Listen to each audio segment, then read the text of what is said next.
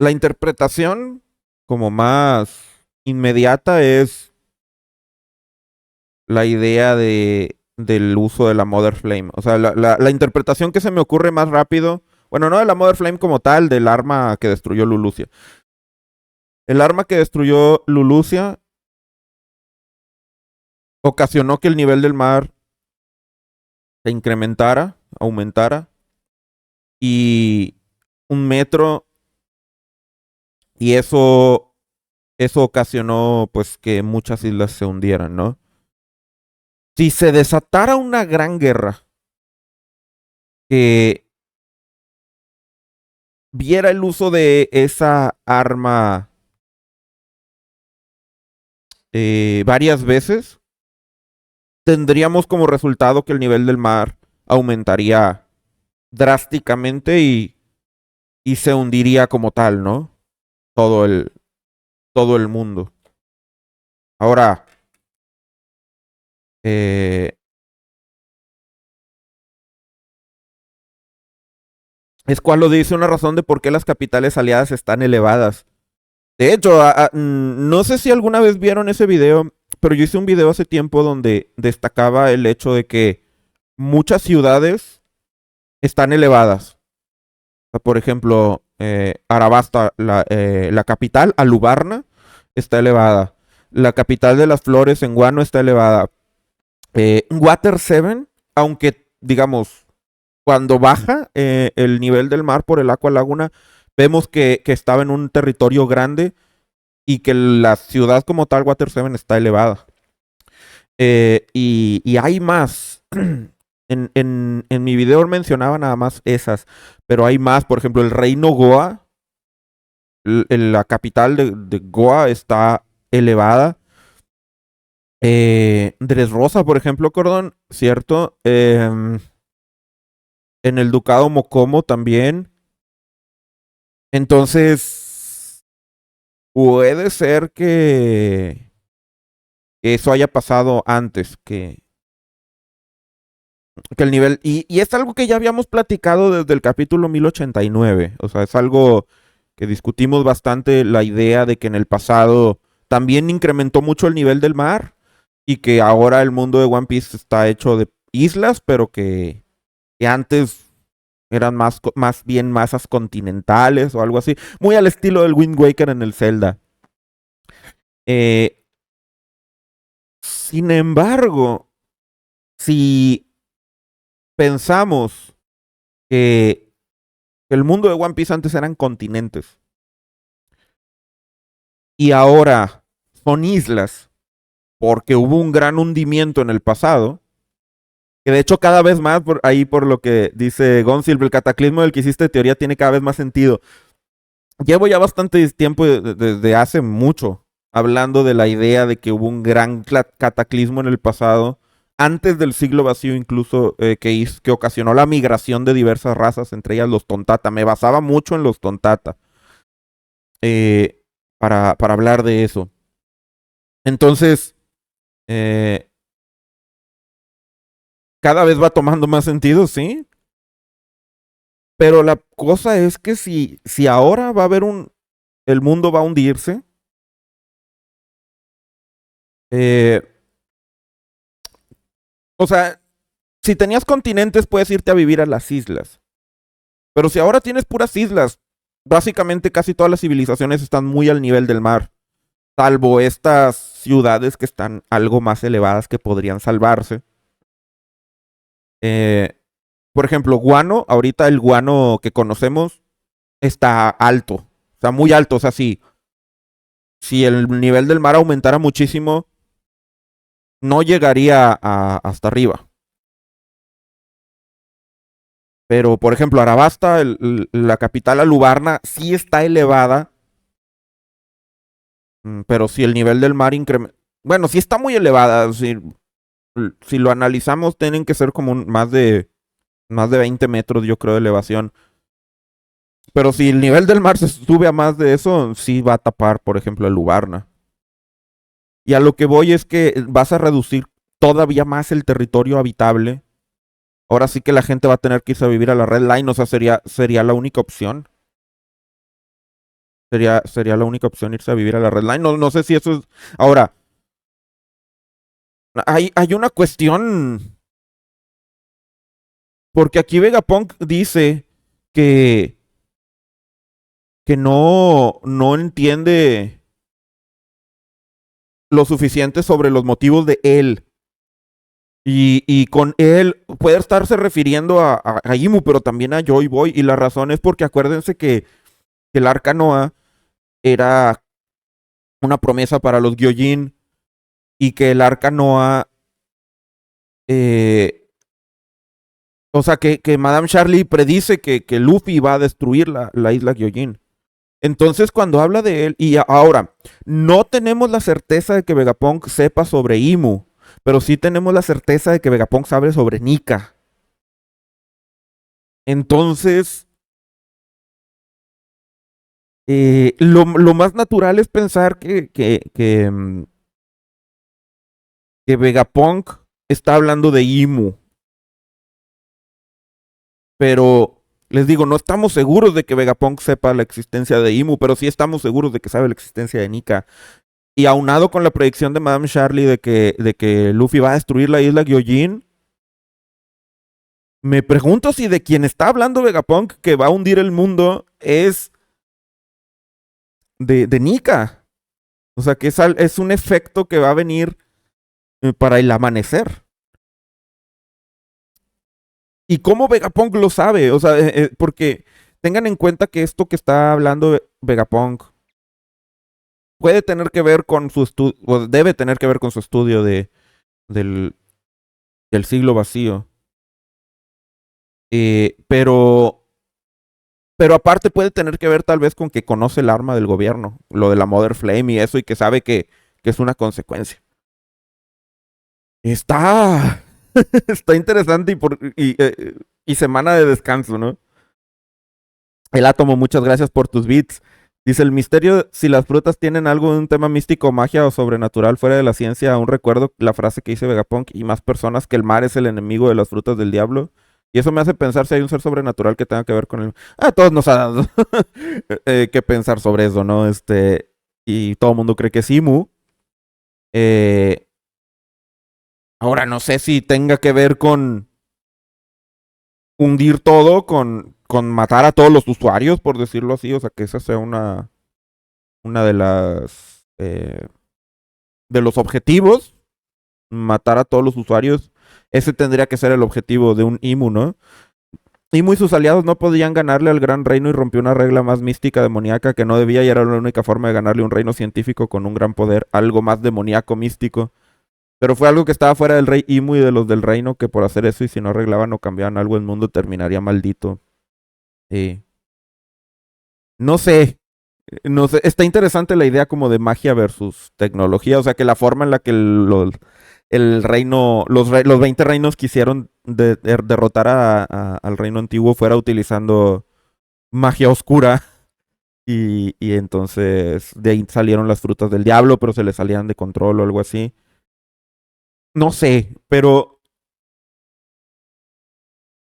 dice Ivy Naviver, deja un sentimiento raro porque sí dice el mensaje, pero no entendimos. Yo creo que no, o sea, este es el comienzo del mensaje. O sea, no creo que este sea el mensaje. No creo que sea como que ya acabamos. Creo que es el comienzo. O sea, esto es nada más el comienzo. Eh, es el inicio de lo que va a decir. O sea, nos va a decir que se va a hundir el mundo y nos va a revelar quién es él. Y lo interesante es que, les digo, no sé si está hablando de Nika o de Imu. ¿Quién creen ustedes que es? ¿Es Nika o es Imu del que está hablando? Eh, y es una cuestión que es difícil, no creo que haya absolutamente ningún motivo de decantar. O sea, si tú lo quieres ver desde el punto de vista de Imu, es por el asunto como de hundirse, como que el mundo se va a destruir, etcétera.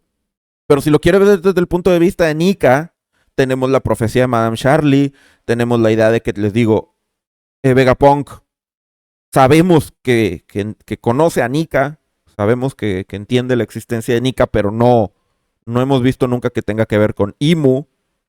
Entonces, eh, es como complicado. Pero yo creo que en el próximo capítulo vamos a ver más. O sea, nos va a explicar bien cuál es cuál es el asunto, ¿no? Eh, porque piensen que el mensaje todavía no tiene, a mi parecer, un impacto muy grande. O sea, puede que entre en pánico la gente, ¿no? Y quieran huir a la Red Line. Es posible, ¿no? Pero, bueno, muchas personas puede que no lo crean. O sea, porque es algo natural, ¿no? Pensar que no van a creer. Entonces, vamos a ver qué pasa. Pero yo pienso que en el próximo, el 1114, vamos a ver lo que sigue. El Átomo, muchas gracias por tus bits. Dice, por eso creó la Red Line y guardó a las familias de los reinos aliados que le ayudaron para salvar a su descendencia. No creo que Imu sea la persona culpable. Él quiso ganar una guerra, pero no destruir el mundo. Puede ser, ¿no? O sea que, ¿para qué querría destruir el mundo como tal? O sea, si lo que quiere es como establecer un orden, no aniquilar a todos. Eh, Edward Valencia dice, no entiendo por qué los Gyojin viven en una burbuja si ellos pueden respirar en cualquier parte del mar. Yo creo que es porque el reino Ryugu no estaba... Yo tengo esta teoría muy particular, que es que las sirenas, los Ningyo, vivían en la superficie. No vivían en el fondo del mar. Y vivían en el reino Ryugu. Los Gyojin vivían en el fondo del mar y vivían en el distrito Gyojin, que es donde estaba Noah. Si ustedes van y ven el distrito Gyojin, no es como que un tendajo, no es un pueblo marginado. O sea, sí es un pueblo marginado, pero tiene edificaciones de arquitectura que hasta parece como si fuera griega, con columnas y está bastante, o sea, se ve que había una civilización grande ahí. Ahora se llama el distrito Gyojin, pero yo creo que ahí ese era el centro donde vivían los Gyojin. Incluso podría ser que ellos vivían ahí, que les diera la luz de Eva y luego vino el reino Ryugu y se puso ahí y les bloqueó la luz porque el distrito Gyojin está oscuro. Eh, pero yo creo que vivían aparte y que las sirenas vivían en la superficie y que de alguna manera el reino Ryugu cayó porque si se fijan es una isla en una burbuja que se ve bien artificial flotando ahí, ¿no? Pudo ese haber sido un efecto del primer cataclismo que obligara a las sirenas a irse a vivir. Porque hay una cuestión. En la fisiología de la reproducción de los Gyojin, eh, tenemos que los Gyojin y los Ningyo se pueden reproducir y la descendencia es incierta. La descendencia es, o sea, puede salir Gyojin, puede salir Ningyo, pueden salir de diferentes variedades, ¿no? Porque luego los Gyojin y los Ningyo tienen categorías que si es un Gyojin pez, un Gyojin pulpo, un Gyojin, etcétera. Y no sabes qué te va a salir, ¿no? Porque es ampliamente variado esto de la genética con ellos. Y el asunto aquí, a lo que quiero llegar, es que toda la familia real de Ryugu son ninjos. Todos. O sea, lo cual no va muy de la mano con la variabilidad genética de los Gyojin. Por ejemplo, pónganle a Arlong. Arlong es un Gyojin y su hermana, Shirley, es una sirena. Los dos son del tipo tiburón, pero uno es ninja. Ah, y así son las familias. Uno es de uno, otro es de otro. De hecho, el hermano de Tom también es un ningyo. El hermano de Tom, que Tom es un Gyojin. O sea, hemos visto eso. Pero en el reino Ryugu, los reyes, o sea, Neptuno, Otohime y sus tres hijos, Fukaboshi, Mamboshi, Ryuboshi y Shirahoshi, todos son Ningyo. La probabilidad de que eso suceda es increíblemente baja. la probabilidad en el mundo Gyojin, a menos que fueran puros. Y si son de la familia real, podemos concluir que la familia real de Ryugu es un linaje puro Ningyo. Y eso implica que el reino Ryugu era el reino de los Ningyo. Y los Gyojin son de segunda clase. De hecho, el lugar marginado se llama Distrito Gyojin. Entonces, eso me hace pensar que estas dos razas que juntamos en una sola, por lo general, en realidad eran separadas y tal vez incluso eran enemigos. Eh, entonces, esa es una cuestión con el reino Ryugu que yo creo que está ahí, pero o sea, que ese no era su territorio, ese no era su hogar. Creo que el reino Ryugu era una isla en la superficie. Incluso su palacio tiene un dragón, o sea, pudieron haber tenido la deidad guardiana, el dragón Seiryu, que es algo que siempre he creído. Y cómo puede tener un país una deidad guardiana que es un usuario de fruta y estar en el fondo del mar. O sea, creo que sí está en la superficie. Y pues sí hubo un gran hundimiento, un gran cataclismo en el pasado que dio origen a la subida del nivel del mar. Eh, el reino Ryugu pudo haber caído al fondo del mar. Eh, o se pudieron haber elegido ir al fondo del mar porque en la superficie los humanos los cazaban y todo eso.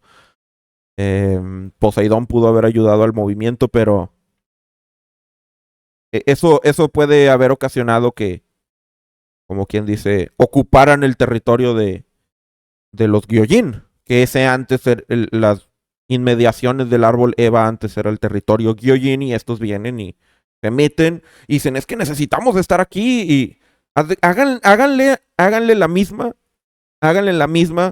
con Upper Yard.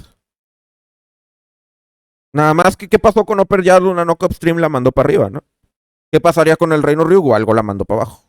O sea, incluso cuando nos hablan de la isla Gyojin nos dicen que está a 10.000 metros por debajo del nivel del mar. O sea, es un paralelo exacto con lo de Skypiea. O sea, tienes una isla que antes era de la superficie, una se va para arriba, otra se va para abajo, pero donde llegan hay otra civilización, se pelean, una termina dominando y la otra queda relegada. Nada más que... ¿Y qué es lo que sucede aparte? Cuando llega Luffy a Skypiea, lo que sucede es que los Shandia y los Skypians se vuelven amigos. ¿Qué es lo que pasa cuando Luffy va a la isla Gyojin? El rey Neptuno decreta que los del distrito Gyojin se vengan a vivir acá. Es, digamos, la misma premisa. Nada más que no es tan aparente si tú consideras a las sirenas y a los Gyojin como la misma raza. Pero una vez que los separas, puedes darte cuenta el paralelismo que tiene la isla Gyojin con Skypiea. Pero bueno, eso es lo que yo creo sobre la isla Gyojin. Hace tiempo hice un video también sobre eso. Tal vez sería bueno retomar la teoría, ¿no? En vista de lo actual. Casualmente, si ustedes van y ven, cuando dice Vegapunk que el mundo va a hundirse, quienes aparecen en la escena son sirenas, no son Gyojin.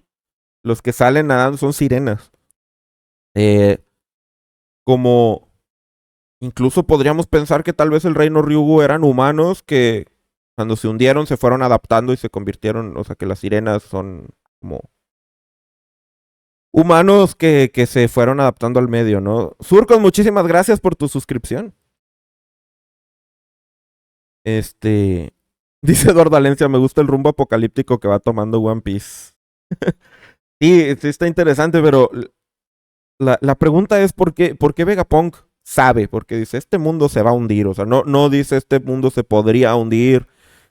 No dice... O sea, dice, este mundo se va a hundir. O sea, lo asegura. Y solamente hay dos formas por las cuales lo pueda asegurar. La primera es por una profecía, y eso tiene que ver con Luffy. La otra es porque sepa que va a empezar algo grande, o que sepa sobre lo de Lulucia, por ejemplo, o algo así, entonces tiene más que ver con Imu. Dice Ivy Navivers, ¿qué opinas de que Imu era Lily? Bueno, eso ya fue, ¿no? O sea, Imu no es Lily.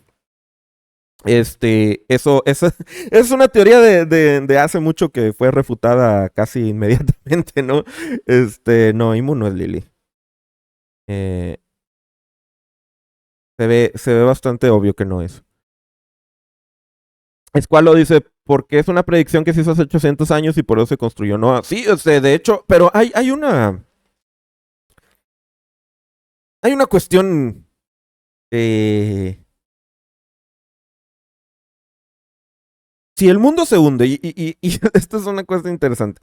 Si el mundo se hunde, a quien menos le va a afectar es a los Gyojin. O sea, esos tipos, o sea, los Gyojin y Ningyo, en el reino Ryugu y ahí, de esa región, están a 10.000 metros. Si a alguien no le van a quitar su hogar con es a ellos. Entonces,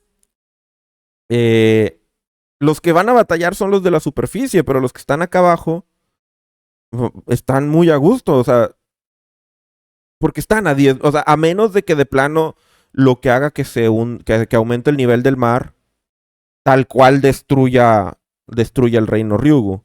Porque está abajito de la Red Line. O sea, si el reino Ryugu se podría destruir, sí, se usa el arma de Lulucia en Marilloa. O sea, fíjense, imagínense. Llega el arma de Lulucia, destruye Marilloa, destruye esa porción de la Red Line y crea un agujero hasta el fondo, bueno, que hay precisamente abajo de Marilloa, el reino Ryugu. Entonces, puede ser que el plan sea hacer un agujero ahí, entonces, pues sí, ahí tendrían que escapar de la isla, ¿no? Si destruyen esa región. Entonces, porque también hay que pensar, bueno, de dónde va a venir la subida del mar. Hay varias opciones, ¿eh? Porque una opción, ¿cómo se va a inundar el mundo? A mí se me ocurre lo siguiente, miren. Una opción es que sea como en nuestro mundo, que se derritan los polos. Se derritan los polos, sabemos que los polos están congelados,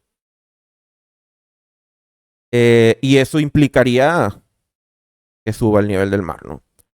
Esa es una opción. Sabemos que en el mundo de One Piece también hay polos y también están congelados gracias a Shanks y a Baggy. Gracias a Shanks y a Baggy sabemos eso. Nunca hemos estado en los polos de One Piece, pero sabemos que ahí andan y que están congelados. Es una opción, que se derritan los polos. Segunda opción es que dejen a la Tierra como un queso cheddar. Que, que haya ataques como el de Lulucia en diversas partes del mundo. Y si uno de esos ataques subió aproximadamente el nivel del mar 1 metro, pues si es lineal la cosa, 20 ataques, 20 metros, y con eso ya tienes tu gran hundimiento, ¿no?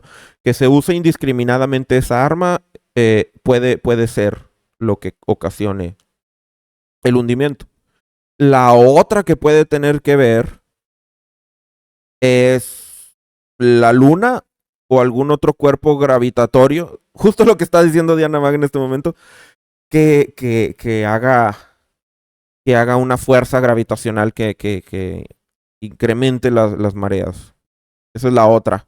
Pero si es la luna, mmm, tendríamos como un movimiento periódico, ¿no? O sea, la luna incrementaría el nivel en el lado en el que está. Entonces, como se anda moviendo, lo único que haría son mareas tan fuertes o sea, tsunamis que más bien hundirían al mundo no porque suba tanto el nivel del mar, sino porque donde sube va destruyendo tsunamis y va hundiendo. Entonces, esa sería la otra, no tanto que el nivel del mar aumente, sino que haya desastre y que se caigan las masas terrestres hacia abajo. Esa sería la otra opción. Galer25, muchas gracias por tus bits. Dice Zinc, quizá el reino antiguo creó a los Gyojin como una alternativa de humanos adaptados a ese mundo bajo el agua. Quizá igual crearon las Islas del Cielo por lo mismo. Puede ser. O puede ser. Miren, en el capítulo 90 y algo, no me acuerdo. Pero es en la isla Gyojin. Es un capítulo donde Arlong dice que los Gyojin son los señores de la creación. O los señores de todas las cosas. Para como traducirlo de la misma manera que la voz de todas las cosas. Y ahí dice que y tal vez lo está diciendo por eso mismo, ¿no? O sea, tal vez sin tanto conocimiento de lo que pasó, pero analizando que los Gyojin pueden sobrevivir esa clase de cosas y las demás razas no. Dice Diana Mac, bueno, tal vez algún efecto extra, si es algo profético, tal vez un evento a nivel astronómico. Que sí, es lo que he pensado desde hace bastante tiempo. Por ejemplo, la llegada de algún cuerpo masivo cuya órbita en el universo o en las vecindades del sistema solar tiene un periodo de 800 años. O sea que sea una órbita muy grande, pero sea un cuerpo muy masivo que se acerca a la Tierra cada 800 años y ocasiona este tipo de cosas. Eso es algo muy posible. Y simbólicamente este cuerpo podría ser Imu. Porque ya ven que todo, como las piezas clave tienen cierta alusión a cuerpos espaciales, ¿no? O sea, los del Gorosei son planetas, Nika es el sol, la luna son pues, los de Wano, los Minks, ellos.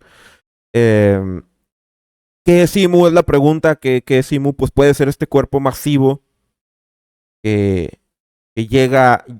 Para los que hayan visto mis videos ya saben que he hecho el símil entre Imu y el mito del dragón Bakunawa del eclipse o de Rahu y Ketu, que son cuerpos oscuros que en la astrología hindú se les adjudicaban los eclipses. Puede ser que no sea como tal un planeta oscuro del sistema solar, sino que sea un cuerpo oscuro extrasolar que llega cada cierto tiempo. Y lo interesante, bueno, ver One Piece en todos lados, ¿no? Pero en Shaman King hay dos cometas que llegan cuando es el momento de un nuevo torneo de los chamanes, de una nueva batalla de chamanes. Y los cometas se llaman Rago y Keito, que son la forma japonesa de decir Rahu y Ketu. Entonces he llegado a pensar eso, ¿no? Que tal vez es un cuerpo que llega a la Tierra cada cierto tiempo y podría ser que su efecto gravitacional ocasione el hundimiento del planeta. Entonces podría tener que ver con eso. O sea que, que eso suceda cada cierto tiempo y estaría muy interesante. Eh, me da muchas vibras del problema de los tres cuerpos. O sea que el mundo de One Piece experimente cada 800 años la llegada de este cuerpo masivo del espacio, o sea, que no forma parte del sistema solar y que llegue cada cierto tiempo, inevitablemente cause un cataclismo en el mundo. Y, y que las civilizaciones no han podido hacer nada al respecto. Y que precisamente en el siglo vacío tal vez hubo el intento más grande de la sociedad de hacer algo al respecto. Tal vez por eso existen las armas ancestrales, tal vez su objetivo no es hacerse daño entre ellos, tal vez alguien dijo, ¿qué tal si destruimos este cuerpo masivo? ¿Qué tal si acabamos con él? Porque viene cada 800 años y destruye la civilización, por eso se me hace muy problema de los tres cuerpos esta idea, pero me gusta porque me gusta mucho los libros del problema de los tres cuerpos. Que el mundo de One Piece fuera así, que cada cierto tiempo pasa esto y entonces dijeron, vamos a destruirlo. Pero ¿saben qué estaría interesante? Que ese mundo estuviera habitado. Que ese mundo estuviera habitado.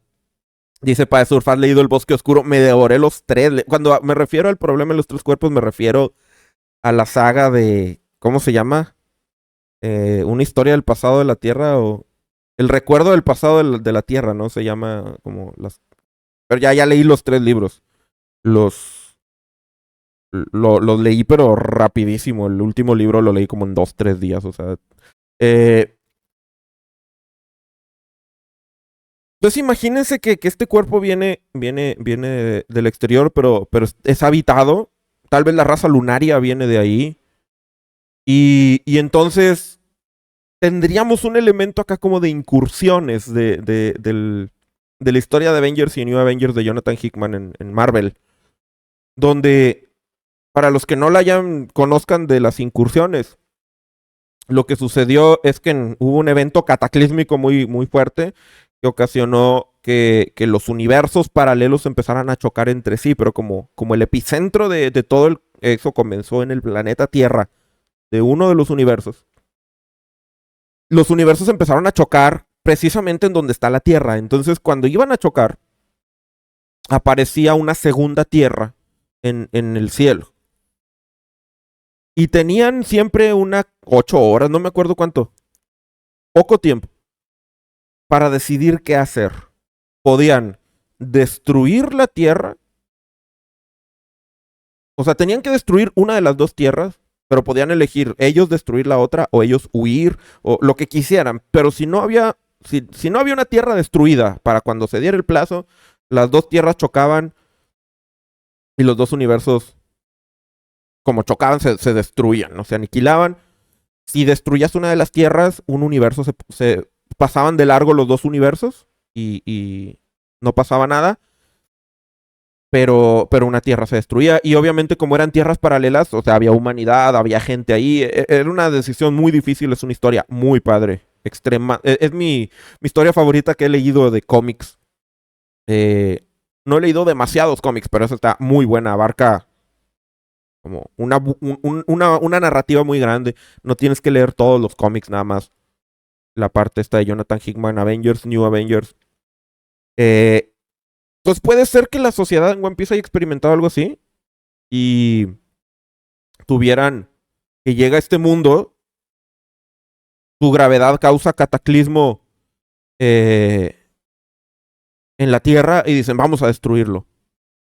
Pero lo que pasa es que cuando lo quieren destruir se dan cuenta que hay gente viviendo ahí y tal vez esa era la discrepancia o uno de de las preguntas, ¿no? ¿Destruimos esta otra civilización o no? Pero si son los Lunarians, pues no se iban a ir sin pelear, ¿no? Obviamente. Y una vez alguien me mencionó que qué tal si la Red Line, y no me acuerdo quién fue, pero alguien me mencionó, por ahí está el comentario en el canal, que si la Red Line es roja porque era el planeta Marte, que de alguna manera se precipitó hacia la Tierra y quedó como un anillo, como un continente alrededor. Es qué tal si este cuerpo no es Marte, porque, digamos, no creo que sea Marte, pero cuando Barba Blanca dice, cuando los Lunarians vivían allá en la Red Line, no está hablando del continente rojo, está hablando de allá arriba, en un planeta donde vivían los Lunarians. Sería, o sea, porque todo el mundo cuando interpretamos eso fue, bueno, obviamente cuando Barba Blanca está diciendo, bueno, en la Red Line ahorita está Marilloa, pero antes vivía la raza lunaria ahí. Bueno, ¿qué tal si no? ¿Qué tal si ¿Qué tal si cuando Barba Blanca está diciendo allá arriba, está diciendo más arriba, no está diciendo arriba a 10,000 metros, está diciendo, cuando la Red Line era un planeta, era un cuerpo celeste, en el cielo, allá arriba vivían los Lunarians. Y luego la humanidad se destruyó su mundo para salvar el suyo. Y eso no tiene, ¿cómo decirlo? Tiene precedente. Hay un juego de Final Fantasy donde hay una raza que se llama Lunaria que vive en un planeta que está cerca de la Tierra. O sea, y ya saben que Oda eh, toma muchísimas referencias para hacer One Piece. One Piece es como su caja de juguetes, yo me imagino algo así, donde coexisten todas las cosas que a él le gustan. Eh, cuando yo era niño, cuando yo era niño jugaba, hacía mis monitos de plastilina y mezclaba todas las historias que me gustaban, o sea, tenía ahí Power Rangers y Dragon Ball y Pokémon y Monster Rancher y lo que me fuera gustando lo incorporaba de una manera a mi historia y me suena mucho a Oda que One Piece fue un algo así, como una historia donde haya todo lo que a mí me gusta, o sea, me vale, no le voy a hacer un género en específico, que sí, o sea, es shonen, pero le voy a meter todo, ¿no? Le voy a meter todo lo que me gusta, dinosaurios, robots, Super Sentai, mitología y todo, venga. Eh, pero no sé, hay muchas teorías que se desprenden de especular nada más con esto que Vegapunk dijo que se iba a hundir el mundo. Así que yo creo que se vienen unos por lo pronto eso del planeta lunaria me gusta para hacerlo teoría. Esto de retomar, tengo que retomar la idea, por ejemplo, quiero revisitar mi teoría de que el reino Ryugu estuvo en la superficie, eh, y más cosas, pero pues cada vez vamos más hacia lo del gran cataclismo. Y eh, pues ahí está. Todo empezó con una teoría sobre por qué los tontatas migraron. Y por eso me gusta mucho One Piece. Miren, cuando yo empecé a hablar de la posibilidad de, de que hubiera habido algo, un desastre, ya sea natural o consecuencia de la guerra o lo que fuera, que ocasionó cosas en el mundo, lo empecé por los tontatas. O sea, una de las razas más insignificantes en la historia de One Piece, y no porque sean chiquitos, sino por su rol en la historia, que, o sea, es Dressrosa, un arco de por sí atiborrado de cosas, y la trama de los Tontata era de lo más irrelevante este, en ese arco.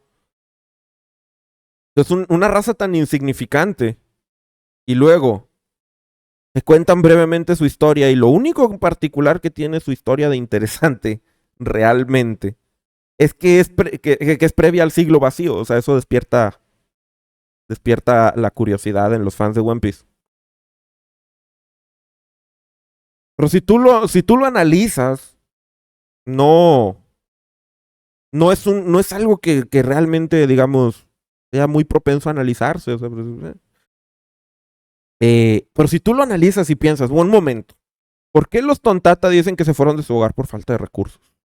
A los Tontata no son, son lo más sustentable que conozco, ¿no? Eh, porque se habrán, o sea, si a alguien no le faltan recursos es a ellos, si a alguien no es, entonces dije, lo tuvieron que haber destruido por otro lado de ahí, y por eso me gusta mucho One Piece, porque no sé si va a terminar siendo verdad, o sea, nada más dijo Vegapunk que el mundo se iba a hundir, no lo ha relacionado con nada, pero,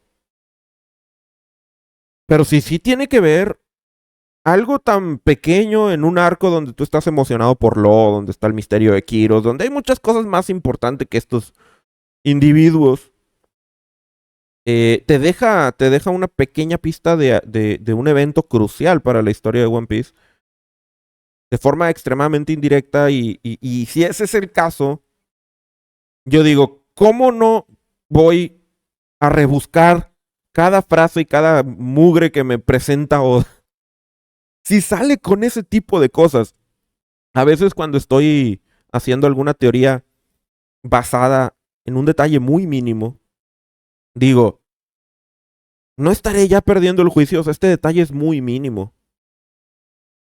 Pero luego viene Oda y dice, ¿recuerdas aquel detalle mínimo que omitiste? Bueno, ese era el bueno. Y entonces me despierto otra vez la paranoia de decir, o sea, es que yo según tengo un video de 6 horas de misterio sin resolver. y años de hacer videos y de platicar, intercambiar teorías, leer sus teorías en los comentarios, todo. Y de todas maneras, Oda encuentra un punto de la historia que te que tú no habías visto. Entonces, eso despierta las ganas de, a ver, Oda, no me vas a vencer. Tú ya no me vas a ganar. Voy a leer todas las pistas. Si usas alguna en el futuro, mínimo sí la noté.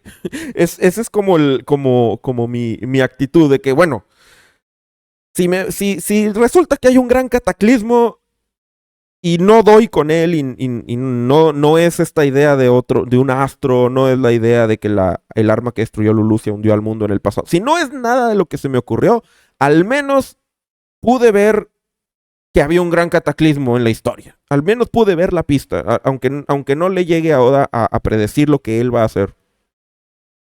Y eso es lo que hace tan disfrutable, desgraciado One Piece, que, que es como, bueno, para algunos, ¿no?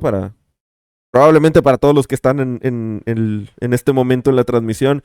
DSP, muchísimas gracias por tu suscripción. Dice, todo el mundo pensó que Zoro enfrentaría a Venus Yuro y Oda mandó a Sanji. Oda siempre hace este tipo de cosas, ¿no? Donde las cosas no terminan siendo como tú crees. Eh, y, y el asunto aquí es que... eh, el asunto aquí es que es una lucha con Oda de que no te sorprenda. O sea, es bien interesante. Porque cuando llegas a One Piece y lees y nada más así como que ahí andas, Oda te sorprende fuerte.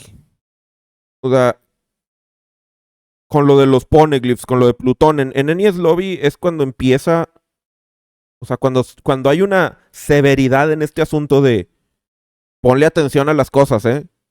Yo sé que, o sea, como que llega Oda y te dice, yo sé que en todos los shonen hay un montón de mitología y de construcción de mundo que no sirve para nada. Yo sé que tú ya viste Dragon Ball, Naruto, Bleach y alguna vez te preguntaste, oye, ¿y esto cómo será? Y nunca te lo respondieron porque no importaba. Pero esto es One Piece. Y aquí en One Piece, alguien habla de Davy Jones en un arco de relleno y luego Davy Jones termina siendo no sé quién importantísimo. Y ahorita todavía no sabemos quién es Davy Jones, pero algo va a ser el desgraciado. Y entonces Oda eh, llega en el arco de Water 7 y de repente dice, ¿te acuerdas de Plutón? ¿Te acuerdas de los Poneglyphs? ¿Te acuerdas que a Robin le decían la niña demonio? Y de pronto uno ya, bueno, yo al menos en los shonen no me clavaba tanto con ese tipo de misterios porque a veces nada más era como un marco ahí de, de como para que se desarrolle la historia, ¿no? O sea, este es el trasfondo. Los Sufuru pelearon con los Saiyajin y ya, lo que importa es eso, no te ya no vas a volver a ver a los Sufuru. ¿No? En GT sale, pero me explico. Nunca regresamos a eso, no era importante, ¿no? Nada más era para justificar lo que hay acá. Y, y Oda dice, aquí no. Aquí si hablamos de armas ancestrales, van a salir. Aquí si hablamos del reino tal, va a salir. Y va a ser importante y te voy a haber dejado una pista en el capítulo 5 y luego te vas a quedar con la boca abierta. Y el mismo Oda dice, es que yo no sabía que me iba a tardar 70 años en revelar esa pista. Yo creí que el año que seguía lo iba a... O sea, también esa es otra cosa chistosa, ¿no? Oda deja una pista en el capítulo 12 y dice, en un año yo creo lo revelo y luego pasan 20. Cuando pasan 20 y te lo revelas, te quedas con los ojos de plato. Porque dices, como Oda pudo pensar tan a futuro, lo que pasa es que Oda no pensó tan a futuro, pero se extendió tanto que terminó pensando muy a futuro en realidad. Se le dilató el tiempo a Oda, tiene una mente relativista. Eh, y, y eso es muy genial con One Piece. O sea, no me canso de que por más que quiero que Oda no me sorprenda, llega Oda y el tanque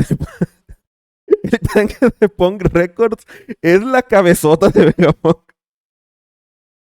Es lo. Es que es como la revelación de cuando Vegapunk no tan solo era un científico, digamos, como la gente lo imaginaba, que era un viejito. No, era Einstein con la lengua de fuera, o sea, o sea, como que, porque todo el mundo, y de hecho, si ahorita van y buscan en Google imágenes Vegapunk, es sorprendente que te salen más fanarts que Vegapunk de verdad, porque llevamos años, décadas, eh, especulando cómo se verá Vegapunk. Y lo dibujan como el Doctor Hero, lo dibujan así como un viejito. Y llega Oda y te dice, sí, o sea, sí es un viejito, pero tal cual es Einstein con la lengua de fuera. Y ahora, con lo de Punk Records, que hablábamos de que era un tanque con un cerebro, y la transmisión pasada estaba diciendo, lo que Mars va a ver es el tanque donde está el cerebro de Vegapunk. Y yo me imaginaba un cerebro con forma de cerebro. Y termina siendo la cabezota de Vegapunk. Siempre de alguna manera tiene Oda una sorpresa. Aunque des con el misterio, porque para mí era muy evidente que lo que estaba viendo Mars era el cerebro de Vegapunk. Ustedes saben que totalmente no apoyaba la idea de que estaba un serafín y que no. Dije, es el cerebro. Fue el cerebro, pero Oda es como, no tan rápido. No tan rápido, fan de One Piece que cree que lo sabe todo. Aquí no lo sabes todo. Aquí siempre hay una sorpresa. Y ya sea que venga por el lado épico, por el lado chistoso, que sea épico y chistoso. Pero Oda, de alguna manera siempre tiene un paso adelante. Puede ser un pasito adelante, porque en este caso era muy evidente que lo que estaba viendo Mars era el cerebro de Vegapunk. Pero de todas maneras hay un algo ahí que Oda presenta, ¿no? El átomo dice cataclismo, inundación, creo que debes leerte el Nuevo Testamento para investigar esto. Y serafines, por ejemplo, hay varias cosas eh, que, que van como la cruz. eh, hay varias cosas interesantes.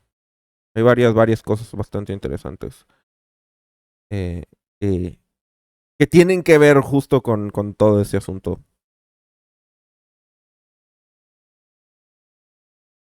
Eh, Dice Diana Mac, me gustó ese panel, cómo se veía de pequeño Mars. Está padre por eso, o sea, como el tamaño del cerebro en comparación a Mars, pero aparte estaba padre la disertación que hizo de qué significa estar vivo, la idea de que Vegapunk sigue viviendo a pesar de que su cuerpo murió, todo eso, ¿no? Divina Viver dice, la mamá de Cinquijo, ¿por qué estás leyendo la Biblia? En todo caso sería como que el Apocalipsis, ¿no? Yo creo que sería el libro que, digamos, que podría uno revisar para ver si hay referencias o algo. Ahora, el asunto también es que eh, Oda se basa levemente en cosas. O sea, mm, la historia de Oda nunca es un calco de nada, porque como tiene tantos elementos, realmente nunca es o sea, que tú digas, ah, ya sé de dónde sacó Oda esta referencia, entonces ya sé qué va a pasar. No, la tienes que contextualizar con todo lo que hay en One Piece, porque sí tiene sus referencias a otras historias, pero no es igual. O sea, es muy complicado, es muy diferente la historia de One Piece eh, a todo lo demás. O sea, es muy parecida en muchas cosas, pero digamos, si una historia es 1% de 100 historias, esa historia no se parece a ninguna de las 100 historias. Es como... eso es One Piece, entonces hay que tener cuidado con qué tanto quiere uno trasladar, porque que siempre Oda tiene su giro diferente de donde va sacando inspiración. Dice Diana Mac, ¿por qué siento que Stella sí planeaba morirse para que se activara esa transmisión? Por eso que dice de los pecados, creo que el catalizador fue ver a Bonnie y se sintió culpable. Bueno, esa transmisión la hizo antes de que llegara Bonnie. Esa transmisión De hecho, cada vez estoy más convencido de que esa transmisión la hizo Vegapunk el día que llegó Luffy, pero en la mañana. Porque claramente, obviamente, York no tiene idea de qué está pasando. Y el capítulo de hoy nos enseñó que aparte, York no es parte del plan. Entonces, la idea de que York es parte del plan queda descartada. La idea de que York no tiene idea, valga la redundancia, de todo esto que hicieron Shaka, ellos, de alguna manera se confirma. Porque ella realmente cuando le dice a Mars que acá está el Dendenmushi, parece que le dijo genuinamente. Ahora, los Vegapunks nunca sospecharon de York. Y eso lo hemos visto a lo largo del arco de Punk Hazard. Para Vegapunk, Stella fue toda una sorpresa que York fuera la que estaba detrás del complot que había ahí. Entonces, la grabación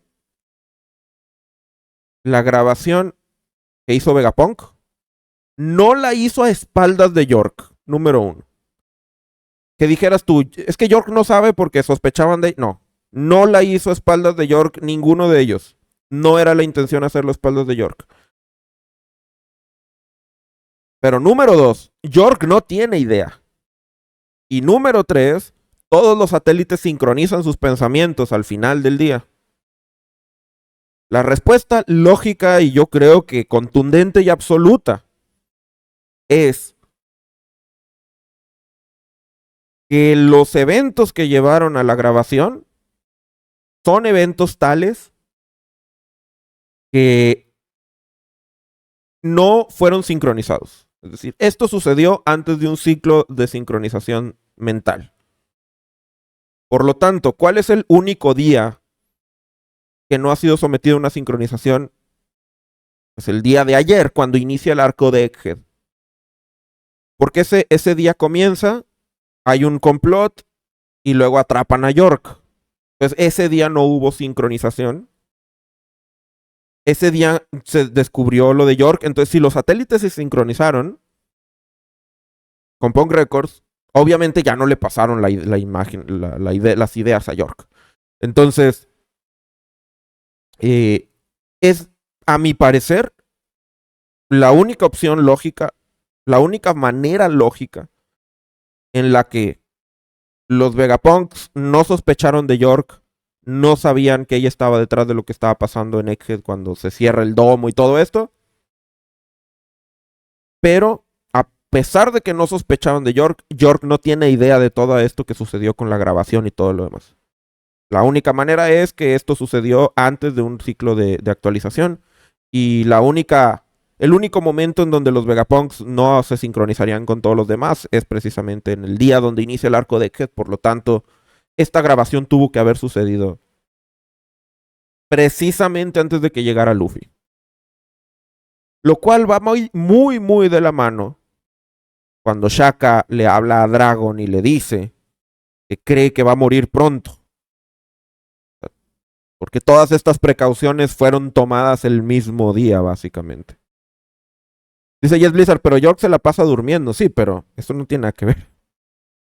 O sea, si todos los recuerdos se sincronizan, aunque estés durmiendo, tienes los recuerdos. O sea, la sincronización no es como que todos se sientan en una fogata y se ponen a contar su día. Se introyectan cerebralmente las vivencias. No importa que York haya estado en coma, tendría esos recuerdos. Y no los tiene. Entonces esa grabación fue en la mañana del día anterior. Y si no es en la mañana del día anterior, hay un error argumental. Si no es expresamente en la mañana del día anterior, hay un error argumental. Número uno, si fue en otro momento y le ocultaron a York la información, hay un error argumental, porque nunca se les ocurre sospechar de York cuando sucede todo eso y hay bajas innecesarias. Hay conflicto innecesario Y claramente el arco te hace ver, incluso la cara de sorpresa de Stella, te hace ver que no tenía idea de que York estaba planeando algo. Eso quiere decir que si luego te dicen es que le ocultamos a York por si las dudas, eso es un error argumental. Y si York no sabe nada más porque sí, sería otro error argumental, pues sabemos que se sincronizan. Si York sí sabe, entonces ¿por qué en este capítulo está frustrada porque no sabe? Entonces, por eso digo, la única que se me ocurre, la única sería que por motivos de seguridad, y es muy extremadamente rebuscado y no tiene mucho sentido, que por motivos de seguridad, como esta transmisión es muy importante, nada más Vegapunk, Pitágoras y Shaka supieran de ella y dejaran en la oscuridad a Lilith, a Atlas y a York. Pero eso se me hace como muy machista. Porque eh, porque sí, ¿no? O sea, piénsenlo. Este, bueno, ya Edison también, pero Edison es un chopper, ¿no? Eh, no creo que ese fuera el caso. No creo que fuera como que no le digamos a las damas, ¿no? Eh, no, y de hecho, si se sincronizan los cerebros, o sea, pues no tendría sentido no decirles, o sea, luego se sincronizan. Eh, a menos de que dijeran, bueno, esto no lo vamos, ya sabemos que York podía elegir no vaciar cierta información, entonces ellos podrían decir, ¿sabes qué? Nos vamos a quedar esto nosotros, si ocurre algún problema, los otros Vegapunks no van a saber, pero se me hace una medida tonta porque si se van a morir los van a ir a matar a todos, salvo que dijeran, ay, es que a York se le puede ir la lengua o a Lilith, porque ya ven que, pues, pero, o sea, Lilith es impulsiva, pero no es tonta, son Vegapunks todos. No creo que suelten información de más. Todos son Vegapunk. Entonces, por eso no me hace sentido eso que dijeran, no, vamos a dejarlo entre nosotros tres. O es flojo argumentalmente. Entonces, yo creo que fue en la mañana, previo a que llegara Luffy. Digo previo a que llegara Luffy porque mm, vemos que cuando ya llegan los Mugiwara, Shaka ya no está en lo del mensaje, ya Shaka está en otra parte. Y Stella está en otra parte, y Pitágoras anda acá con Edison. Entonces, Luffy y compañía debieron de haber llegado a Egghead al menos una hora, 40 minutos después de terminar de grabar el mensaje. Eh, dice Diana Mac, ¿no sería más por lo que representa cada uno? O sea, Lilith, Atlas y York parecen ser las que desarrollaron personalidad propia. Lilith y York tienen hasta anhelos propios. Sí, pero no había una desconfianza. O sea, sigo como... Porque sí, es cierto, más Shaka, Pitágoras y Edison más parecen como una extensión realmente una extensión real de Vegapunk, incluso cuando Shaka habla de cuando Vegapunk Stella va a Ohara, lo dice como yo fui a Ohara. Pero me parece que eso es más como una percepción del lector. Porque en el momento en el que Oda hace que Shaka sea serio por lo general y le pone un casco, tú te puedes imaginar más fácilmente que Shaka es Vegapunk, porque está enmascarado. Si le pone más sentimiento a un personaje como a Lilith, tu cerebro empieza a reconocer a Lilith como un personaje completamente diferente. Pero creo que si a Lilith también le hubieras puesto un casco, algo tan simple como ponerle un casco, aunque actuara de como actúa, también creerías que es más Vegapunk. Creo que es un efecto psicológico de, mm, de pensar que estos desarrollaron personalidades distintas solo porque tienen, por ejemplo, con Atlas. ¿Por qué Atlas golpea cosas? ¿Por qué el trabajo de Atlas es porque es desahogarse? Porque cuando estás haciendo investigación y hay momentos que las cosas salen mal, que no te sale lo que tú quieres, o que te falla un experimento por razones externas, almacenas frustración, ¿no? Investigar no todo es felicidad y eh, fotografías de shooter stock con personas con bata mirando líquidos de colores en matraces. No, muchas veces son cosas que no salen, que no encontraste un artículo, que no... y te enojas y tienes ganas de tirar todo por la borda y dices, ¿por qué? ¿Por qué me dediqué a la estúpida investigación? y, y, y no, digamos, se pasan, porque luego ya te detienes, replanteas las cosas, dices, este experimento no me salió porque no me salió. La ciencia involucra mucho saber que por cada éxito hay 10,000 fallos. Por cada... por ese artículo de Einstein de la relatividad general, hubo días y días y días y noches del pobre de Einstein tratando de desarrollar su teoría y no pudiendo porque necesitaba conocimiento sobre tensores y él no era un matemático como tal y me imagino que debió haber habido mucha frustración de por medio, o sea, no es como que Einstein acá todo feliz escribiendo la relatividad general y diciendo, qué bonita me está quedando la relatividad general. No, no, no, o sea, así no funciona la ciencia, fallas 10,000 veces antes de tener un acierto y, y para eso es Atlas, ¿no? Para desfogar el coraje. Por eso, cuando conocemos a Atlas, está enojada porque dice que es que nadie puede seguir los planos. Es toda esa frustración que Vegapunk tiene. Pero no es que Atlas sea un personaje aparte, no es que sea su propia personalidad, es la personalidad de Vegapunk solo que exacerbada. Eh, y el otro día lo platicábamos, ¿no? Si tú te pudieras partir en tus diferentes aspectos, piensen ustedes en cómo son ustedes y, y que se partieran. Por ejemplo, no sé, si yo tomara mi parte pesimista y la pusiera en una entidad aparte, esa parte pesimista no duraría 10 minutos con vida. O sea, por ejemplo, ¿no? Si tú pusieras una parte iracunda, se podría golpear las paredes. Si tú pusieras una parte relajada, pues estaría tomando un cafecito y así, pero no lo sacarías del estúpido café.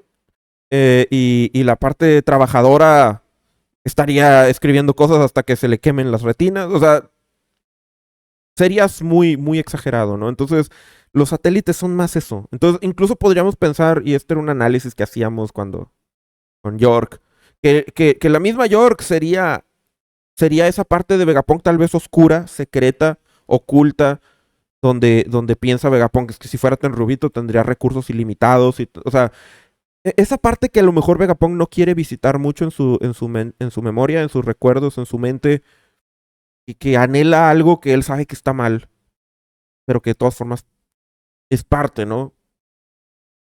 Como York representa la avaricia, precisamente. Tal vez no es culpa de York que los traicionara, porque eh, siempre hay partes que. Siempre hay partes de nosotros mismos que nos traicionan.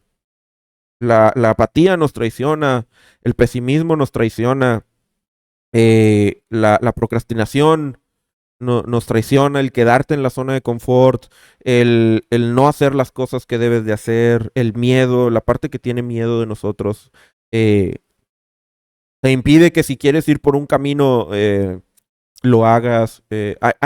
No nada más tenemos un York dentro de nosotros, tenemos 5 o 6 satélites, quizá más, cada quien sabe, conoce sus propios demonios, que te impiden, que le impiden al Pitágoras y al Edison y al Shaka hacer las cosas bien. Entonces, en el caso de Vegapunk es como todos los satélites hacemos nuestra parte y está York que traiciona. Yo creo que en la vida real, si una persona se dividiera en satélites, la mitad serían traidores. O sea, el 40% serían traidores, el 70%, cada quien, cada vez es un mundo, ¿no? Eh, Lo que nos define día a día es quién gana. No, no nos define tener a York adentro de nosotros. Nos define no dejar que York tome el control. Eh, entonces, dice Ivy Naviverse, entonces no es un error argumental. Quizá Vegapunk sí sospechaba de él mismo. Es que esa es la cosa. Ya nos demostraron que no. Y, por ejemplo, reconocer que hay partes de nosotros mismos que nos pueden sabotear a veces es un proceso difícil. Muchas veces la gente no. Porque uno lo puedes ver como un símbolo de debilidad, ¿no? Decir, eh, tengo puntos débiles. O hay cosas dentro de mí eh, que me pueden meter el pie, que yo solo me puedo meter el pie y reconocer. Una es no reconocerlo, pero otra es creer que tú eres eso. O sea, el hecho de haber reconocido a York dentro de ti es decir, yo soy York. Yo soy 100% York. Nunca voy a lograr nada bien porque yo soy York. Y eso también es equivocado. York es una parte de Vegapunk, no es todo. Y es difícil. Entonces yo creo que para Vegapunk no es fácil de manera subconsciente reconocer que haya partes que lo puedan traicionar. Y no lo previó. Cuando creó a los satélites no previó que fragmentarse en diferentes aspectos de sí mismo podía exacerbar características negativas. Eh, Pero yo creo que precisamente no es tanto que sean personalidades diferentes, sino exactamente Diana Mag. Entonces subestimó esa parte humana de él, la parte que come, caga y duerme. Al final, esa es la parte que tenía más deseos personales y él no vio venir eso. Exacto. Subestimó su propia humanidad. Y vamos, todos hacemos eso. Todos subestimamos o sobreestimamos la humanidad de nosotros mismos o de los demás. Ya sea idealizando gente o satanizando gente al extremo y hacemos lo mismo con nosotros. Creemos que somos lo más genial del universo o que somos lo peor del universo o una cosa en medio, pero nunca reconocemos que somos muchas partes y que un día puedes estar al 100, un día puede ser así puro Edison, pura creatividad. Edison, Pitágoras, experimentos, innovación, un día andas con todo, ¿no? Y un día solo quieres dormir y comer y un día eres 100% York. Pero, pero vaya, al final del día somos complejos. Por eso nos gusta ver personajes complejos en la ficción. Por eso cuando flanderizan a un personaje y de pronto este personaje solamente sabe hacer lo mismo, empiezas a decir, ese personaje no me gusta. ¿Por qué no te gusta? Porque es una caricatura. Porque es un personaje que es plano, que siempre hace lo mismo, siempre afronta las situaciones de la misma manera y no tiene matices y el cerebro inmediatamente reconoce que ese ser no es real. Y por eso no nos gusta. Nos gusta cuando estás viendo una caricatura así simplona que te hace reír, ¿no? Alguno de estos cortos de Pixar, que a veces tienen muchísimo más sentimiento que historias más desarrolladas, debo decirlo.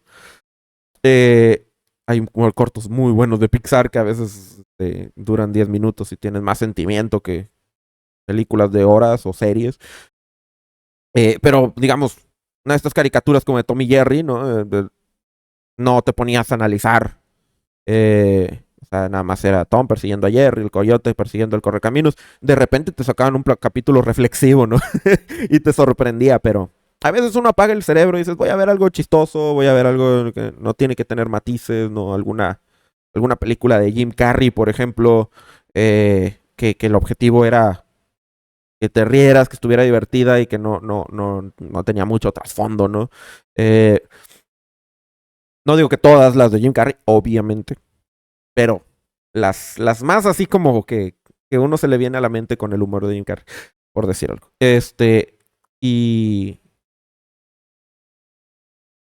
Pero cuando estás viendo una serie que pretende ser más reflexiva, como One Piece o como Naruto o eh, etcétera, una serie que te pone a pensar, que aborda que tú no lo estabas pidiendo y de repente aborda temas complejos y se dedica a eso, dices, ok, si ese es el objetivo de esta historia, pongo atención, ¿no? Pero luego te ponen un personaje flanderizado, un personaje plano, y dices, ok, estás construyendo este mundo con cierta complejidad, y luego pones a este personaje que lo único que sabe hacer es esto, o sea, que es como un satélite. Y yo podría decir que los satélites de Vegapunk han demostrado incluso más matices que otros personajes de One Piece. Están planeados para ser más complejos, como Jody, como por decir Jody Jones, ¿no? Pero bueno, ese es mi análisis sobre Vegapunk. Tristemente, y es algo que yo considero que era una oportunidad de Oda, que podemos especular mucho sobre los satélites y sus cualidades y su psicología y lo que ha llevado a York a traicionarlos. Pero lo cierto es que Oda no lo ha tocado. Es algo que nosotros intuimos. Es una especie de teoría psicológica, podría decir yo. Porque a veces cuando uno analiza un personaje psicológicamente, tú dices, es que así es, ¿no? Pero lo cierto es que hacer una predicción de One Piece o una teoría sobre cómo funcionan las frutas del diablo o algo, es muy parecido a hablar sobre cómo es un personaje. Al final del día es tu interpretación de lo que estás viendo del personaje. Y el asunto aquí con York es que puede ser un asunto psicológico complejo de Vegapunk mismo, o puede ser simplemente un recurso narrativo porque Oda quería meter drama dentro de Egghead pues sí, ¿qué tal si un satélite se independiza y quiere traicionar? Y, y yo creo que se presta mucho a un análisis realmente profundo de la mente de Vegapunk. Pero por el momento Oda nos dijo que los satélites como que están, todos son aspectos de Vegapunk, pero no hemos visto esa chispa que realmente consolide la noción. Lo único es cuando Vegapunk está escribiendo como loco en el flashback de Kuma, que dice que no, las ideas no paran de llegar y ahí ves al Edison dentro de Vegapunk. Ese momento está padre porque si tú ves a Edison, que es un monito que escribe muy rápido y dice, las ideas y eureka, pero luego ves a Vegapunk en el flashback así, ahí es donde dices, mira, o sea, es que Edison, ahí está la parte de Vegapunk que es Edison. Pero fuera de eso, creo que no hemos visto tanto el resto de los satélites. Por ejemplo, no hemos visto la semilla de York en Vegapunk. Creo que hubiera sido una buena oportunidad de haber tenido un momento en donde viéramos a Vegapunk dudar o algo que viéramos a York en él. A quien les digo, yo creo que hemos podido ver esa Edison, pero salvo Edison y tal vez Pitágoras, pero el evidente fue Edison. Seisus dice, puede que el mensaje lo esté emitiendo el mismo Punk Records con esa capacidad cerebral, puede que tenga las capacidades telepáticas como el Gorosei, incluso mucho más potente. Sí, yo creía que de hecho iba a ser Punk Records. Si recuerdan mi transmisión pasada, yo creí que el dilema iba a ser que se iban a dar cuenta que el mensaje lo estaba transmitiendo desde Punk Records y que si para destruir, para detener el mensaje tenías que destruir el cerebro de Vegapunk. Pero no, parece que a lo mejor puede, o sea, en este capítulo no se tuvo ese dilema, pero puede ser que al final, como hemos visto que los del Gorosei tienen la capacidad de escuchar los Denden Mushis, de hecho, de sentir los Denden Mushis, tal vez puedan como decir un momento, ¿por qué Punk Records emite una voz como de Denden Mushi?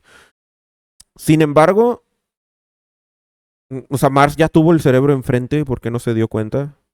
O sea, sería un poco, pero también pudo haber tenido el sesgo de que no estaba pensando en eso, o sea, de que no, a veces cuando estás como en una situación crítica, no tienes tanto tiempo de analizar los detalles, ¿no? Es como esta parte muy interesante de la pelea entre Naruto y Kiba, donde Kiba tenía un excelente olfato, es más, ni siquiera necesitaba ver con su puro olfato.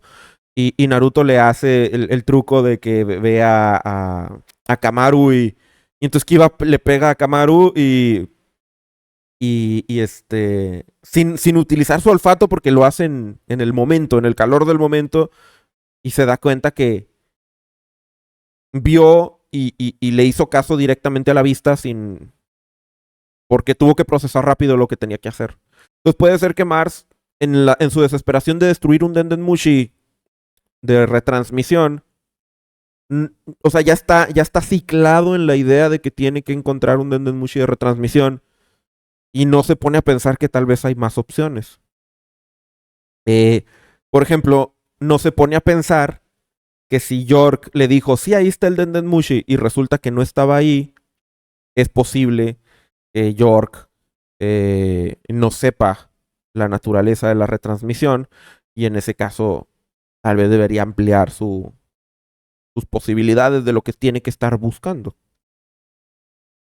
Entonces, puede ser que sí todavía tengamos que Punk Records está transmitiendo el mensaje. Ajá. Diana Mac dice, para mí siendo tan importante lo de los sueños en One Piece, que York tenga su deseo aunque sea una locura y que Lilith deseara ver y salir al mar, cosa que otros no hacen, me da a suponer que han agarrado como una chispa propia.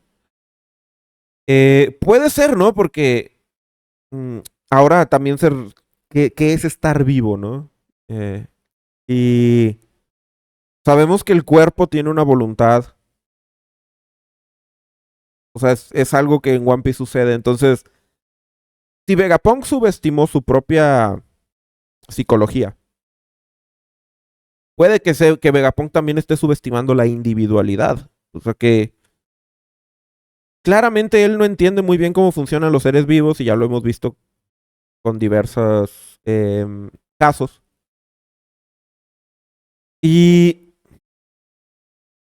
puede ser que el mismo Vegapunk eh, subestimó el hecho de que al poner su mente en diversos cuerpos, esos cuerpos también están vivos y de alguna manera impriman su propia huella en el ser y sean seres distintos. Después de todo, no entiende todavía bien el factor de linaje. Los serafines demuestran habilidades de los originales que para Pitágoras, por ejemplo, fue sorpresivo. No era algo así, que sí, ya sabíamos. Es como, mira, Jimbe, Serafín de Jimbe hace estas cosas que hacía Jimbe, se almacenan estas cosas. Con la Serafín Hancock, el que se ponga nerviosa con Luffy no es algo que Vegapunk pudo haber previsto. Entonces, hay un componente ahí que yo diría que es más espiritual que fisiológico, porque digamos, este tipo puede hacer sangre artificial, puede hacer clonaciones, entonces es muy avanzado lo que hace Vegapunk a nivel biotecnológico. Entonces, que no entienda la biología celular molecular, no lo creo. Lo que más bien es que no entiende el lado espiritual de One Piece, la parte del haki, la parte de la voluntad y todo eso es lo que le falta. Entonces, que los serafines empiecen a desarrollar sus propios sueños, digo los serafines, no los serafines también, pero que los satélites empiecen a desarrollar sus propios sueños y empiecen a individualizarse, eh, puede ser una consecuencia o sea, muy ajena de lo que Vegapunk esperaba de satélites, de sus satélites. Entonces, sí puede ser que digamos, él los está considerando como extensiones de sí mismo y sí, originalmente son extensiones de sí mismo, pero dado el suficiente tiempo por su cuenta, pueden empezar a ser distintos, ¿no? A desarrollar. Es más, algo muy simple, ¿no? Pensemos en nosotros mismos, pero en realidades alternas. Imagínate a ti en algún punto de tu vida en donde tomaste una decisión que pudieron haber sido rumbos muy diferentes. Por ejemplo, que una carrera u otra carrera. Vivir en esta ciudad, vivir en esta otra ciudad. Cosas así en tu vida, o incluso en la vida de tus padres, ¿no? Eh, que, que hayan afectado profundamente tu desarrollo. podrías tener que con la misma genética y todo, incluso con un mismo pasado, porque no estoy hablando desde el nacer, digamos, cuando tiene, algo que hayas pensado a los 15 años, por eso dije como que cuando elegiste carrera o algo, eh, cambiar. A lo mejor las personas resultantes serían muy diferentes en su forma de... O sea, tendrían un origen en común. Yo seguiría siendo yo, digamos, pero si en algún momento de mi vida hubiera tomado otro camino, a lo mejor no sería exactamente como soy ahorita, ni tendría los sueños ni las metas que tengo en este momento. Serían diferentes. Entonces, a lo mejor con los satélites es lo mismo. Una vez que se separan y que son más individuales, a pesar de que todos sean un aspecto de Vegapunk, terminan desarrollando sus propias ideas y sus propias metas, ¿no? Porque al final del día, ¿cómo definimos nuestras metas y nuestros sueños? Lo definimos como un, como un resultado de un acuerdo entre todos los aspectos de nosotros mismos. O sea, es como si nuestros sueños más grandes fueran desarrollados a través de una especie de votación de todos los aspectos que conforman nuestra personalidad. Es bastante lógico que si fragmentamos nuestra personalidad, cada uno, o sea, no es como que todos tendrían el mismo sueño, sino que cada uno tendría un sueño distinto. Y tal vez nuestro sueño como un individuo grande, Adrián López, bienvenido, nuestro sueño como un individuo grande sería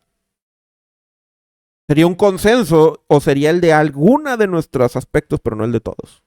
Podríamos pensar tal vez que el Vegapunk que alinea más con Vegapunk es Shaka, por ejemplo. O sea que ya al tomar a Vegapunk como un todo, su parte más dominante sea Shaka. Como que a la que de la que está más orgulloso. Porque todos tenemos un aspecto de nosotros mismos que estamos más orgullosos de él. Yo creo que si ustedes se analizan, piensen en todas sus cualidades y sus defectos. De seguro hay alguno que es su favorito. Hay alguna cualidad que es su favorita. Incluso algún defecto, ¿eh? Porque yo he visto gente que se jacta de sus defectos. Nada más que no sabe que son defectos, pero eh, piensen en alguna característica, de una lista de 10 cualidades y defectos que tengan y elijan su favorita. Probablemente tienen una favorita. Entonces, a lo mejor la favorita de Vegapunk es Shaq. ¿Quién sabe? Dice Astrofox, ¿serías fan de Boruto? ¿Te imaginas? Tengo ganas de ver Boruto nada más porque todo el mundo le echa mucho y lo que he escuchado siempre ha sido malo, pero me gustaría. ¿Cuál lo dijo? O Vegapunk sabía cuáles eran sus oscuridades y las puso en York. De alguna manera, York es el recipiente de los pecados capitales de Vegapunk. Eh, no creo que ella, porque si hubiera hecho eso, hubiera sido como cuando la separación de Piccolo y Kamisama, ¿no? En Dragon Ball. O sea, Vegapunk habría sabido activamente que York era de cuidado y no, parece que inocentemente Vegapunk le asignó los instintos primarios a York sin precisar, sin saber qué, qué, qué podía ser la consecuencia, ¿no? Pero bueno, voy a terminar por el momento esta plática